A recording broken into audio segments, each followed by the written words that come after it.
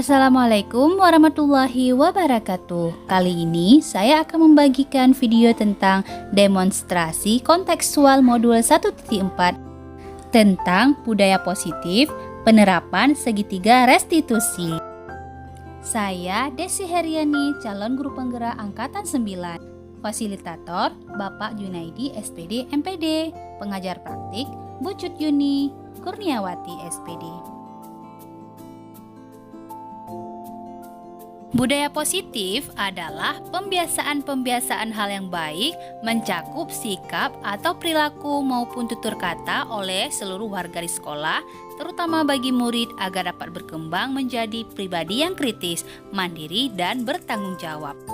Di dalam budaya positif terdapat disiplin positif, keyakinan kelas, kebutuhan dasar manusia, posisi kontrol, dan segitiga restitusi.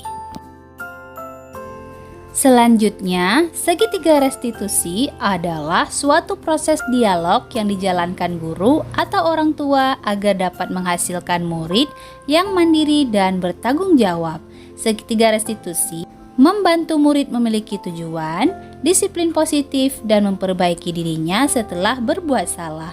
Restitusi bukan untuk menembus kesalahan, namun untuk belajar dari kesalahan. Nah, di dalam segitiga restitusi terdapat 3 bagian. Yang pertama adalah menstabilkan identitas, yang kedua validasi kebutuhan, dan yang ketiga menanyakan keyakinan. Mari kita bahas satu persatu.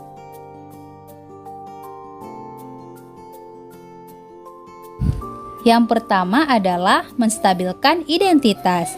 Berdasarkan prinsip membuat kesalahan adalah bagian dari proses pembelajaran. Yang kedua, menggeser identitas gagal ke identitas sukses. Yang kedua, validasi tindakan yang salah. Berdasarkan prinsip, setiap perilaku berupaya memenuhi suatu kebutuhan tertentu. Guru akan bergeser dari pemikiran stimulus respon menjadi proaktif. Kemudian, mengenali dan mengakui kebutuhan murid akan memperbaiki hubungan dengan murid. Dan yang ketiga, menanyakan keyakinan. Murid akan diberi pertanyaan bermakna untuk memunculkan motivasi secara intrinsik. Kemudian, murid mampu mengaitkan keyakinannya dengan tindakan yang salah.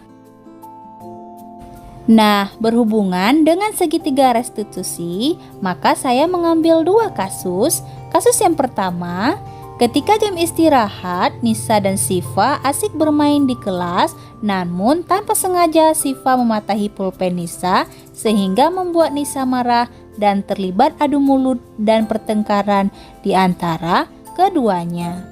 Bagaimana penyelesaian kasus ini? Berikut skenario penyelesaian.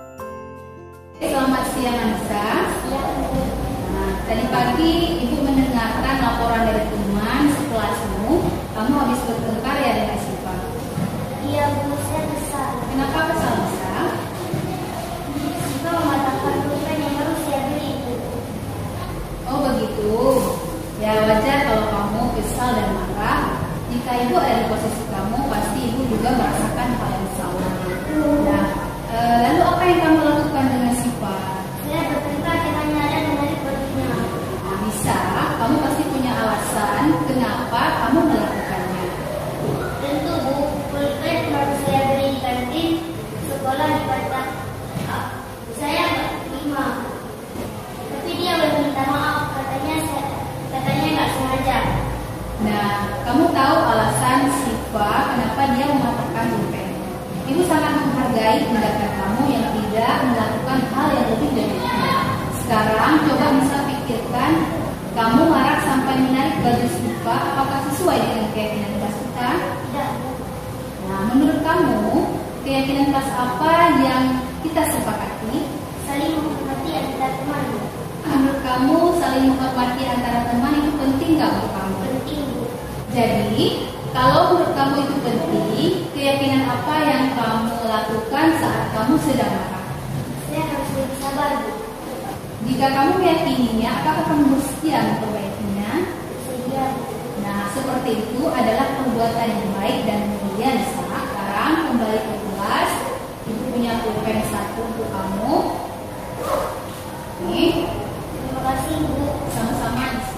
Assalamualaikum warahmatullahi wabarakatuh. Nama saya Anissa Syakira, kelas 72. Saya sedang berdiskusi dengan Bu Desi tentang gimana mengendalikan emosi dan marah saya atas perilaku teman sekelas saya. Saya harus banyak belajar bersabar dan memaafkan orang lain. Terima kasih Bu Desi atas bimbingan dan pulpennya.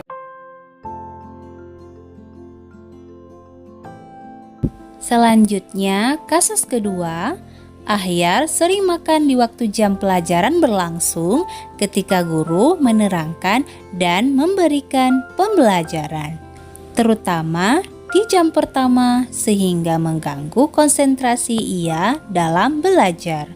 Berikut skenario penyelesaiannya. Ahyar, Ibu panggil kamu ke sini untuk kita berbicara sejenak ya. Kamu pasti tahu kenapa Ibu panggil kamu ke sini. Ya, Bu, bisa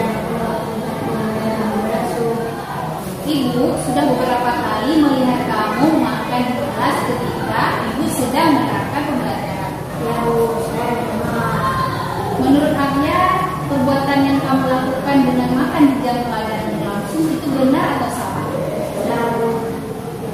Ahyar, berbuat kesalahan itu manusiawi. Setiap orang pasti melakukan kesalahan. Yang terpenting bagaimana kita belajar dari kesalahan tersebut dan berusaha tidak mengulanginya. Nah, Ahyar, kamu makan di jam pembelajaran berlangsung pasti punya alasan kan?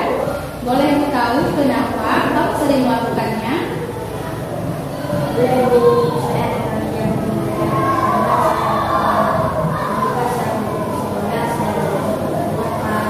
Oh, ternyata begitu.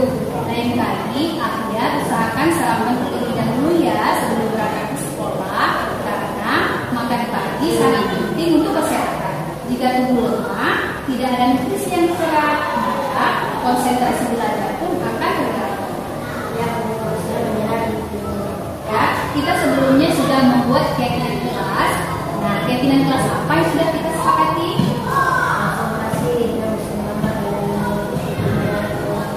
Sekarang, keyakinan kelas apa yang sudah kamu langgar?